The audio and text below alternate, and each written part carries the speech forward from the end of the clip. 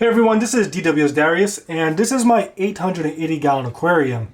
It was August of 2020 where my family and I decided to take on a challenge of creating our own wooden aquarium, a giant wooden aquarium.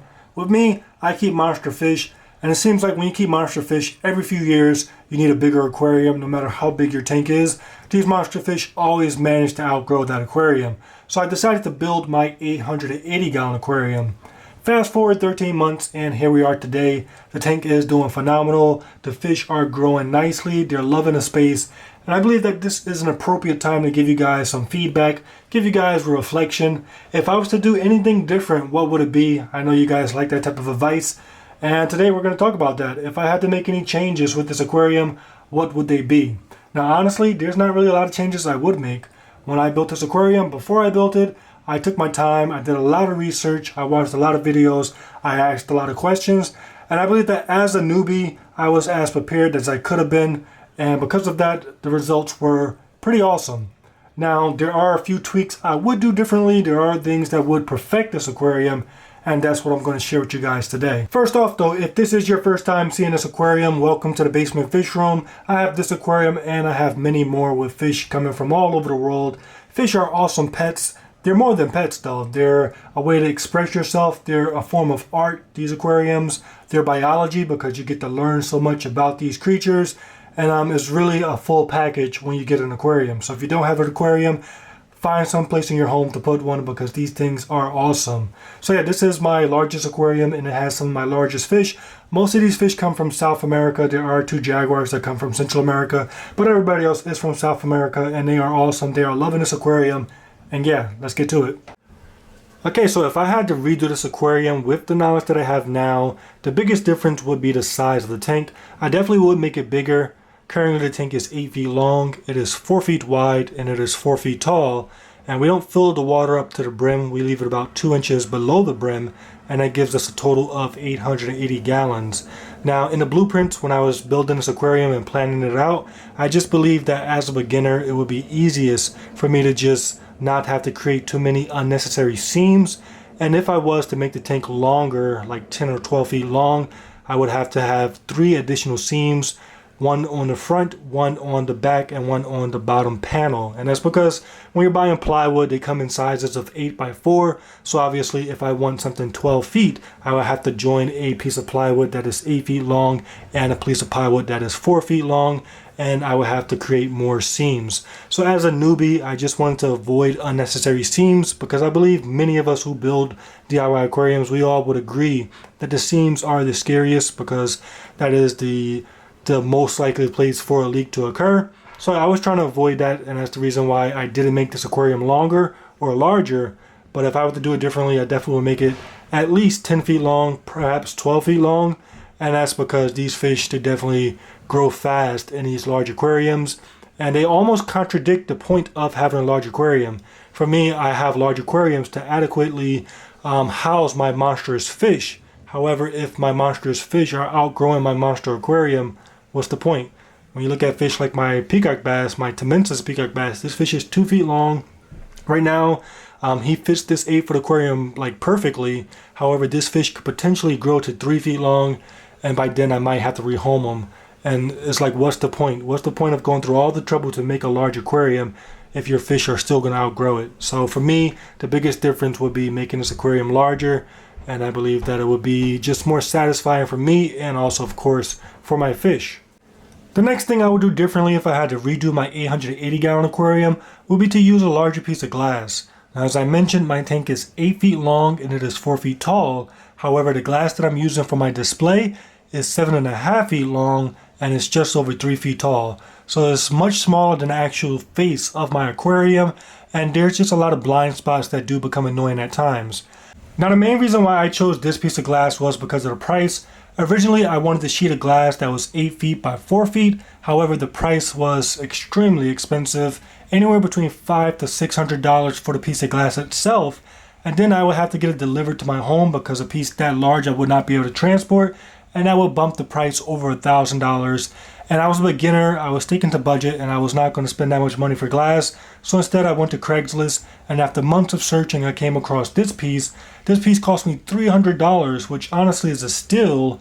and it's really not terrible. However, I do believe if I had the full piece, the 8x4, it would have been much better because I would have been able to see my entire aquarium.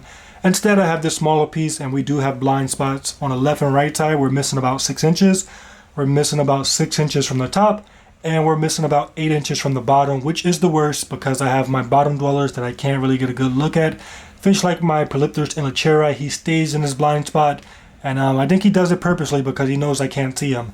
So that is annoying, and if I was doing this a second time, I would try to be a little bit more professional, and I would just put the money in to get a better view of my aquarium, and I do think it will be worth it.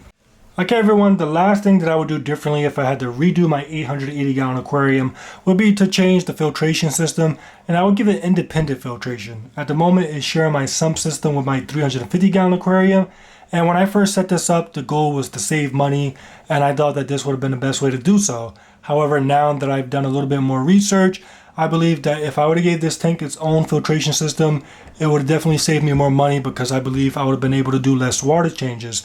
And that goes into just the entire design of this aquarium. I built this tank to hold as many plants as possible, underwater plants, but more specifically terrestrial plants. Terrestrial plants are amazing when it comes to filtering out your water. They naturally consume the nitrates produced by our fish, and the more plants you have, the better off your ecosystem. I have aquariums that don't have any filtration system, that don't get any water changes because there are so many plants that the plants just keep it balanced. The plants consume all the waste produced by the fish, and I believe I could have had the same thing in this aquarium if it was on its own independent filtration system.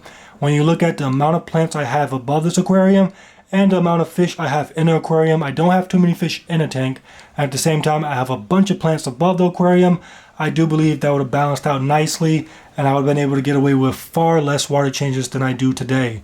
The reason why I do have to do a lot of water changes is because the plants are consuming the waste not only produced by the fish in this aquarium, but also produced by the fish in my 350 gallon aquarium. So long term, I do believe it would have been cheaper to just give this tank its own independent filtration because the plants would have been enough to sustain the fish in my 880. Because in my 880, there are only like 12 fish in this aquarium, and with all those plants, I definitely think it would have been enough. But in the moment, I was going based on just that electrical bill idea. But when you think about it, the water bill and everything plays a role as well. So if I had to do it differently, I would just make it a tank that has its own filtration system, and not only because of the plants and everything, but also because of the water parameters. Now, the fish in my 350 are not too different. However, the fish in my 880 are more South American, and every now and then if I gave them black water, no doubt it would benefit them, make them a little bit more comfortable, make the environment feel a little bit more natural, but I cannot do so because the fish in my 350 would not appreciate that. So yeah, if I had to redo my 880, that would most likely be the last thing that I would change. I would give it its own filtration system and just try to allow the plants to just be a natural filtration and make this tank more of an ecosystem that is less dependent on water changes and just my effort. I want it to be a nice cruise control aquarium, and I believe a closed environment would have been the best way to do that. So yeah everyone, that has been my 880 gallon aquarium, 13 months in, and it has been an epic experience.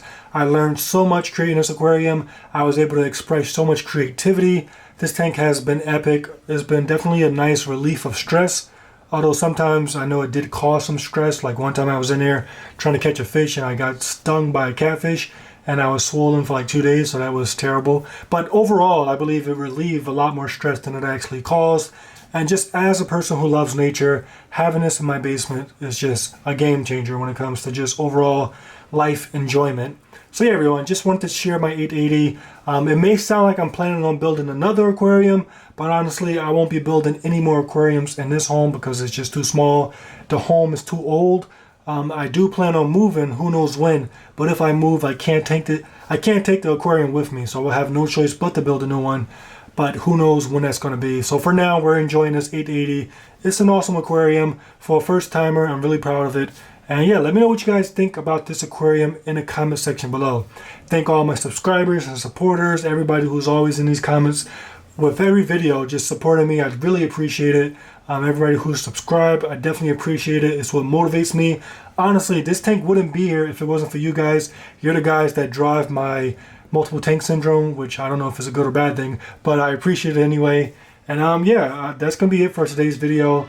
Catch you guys on the next one.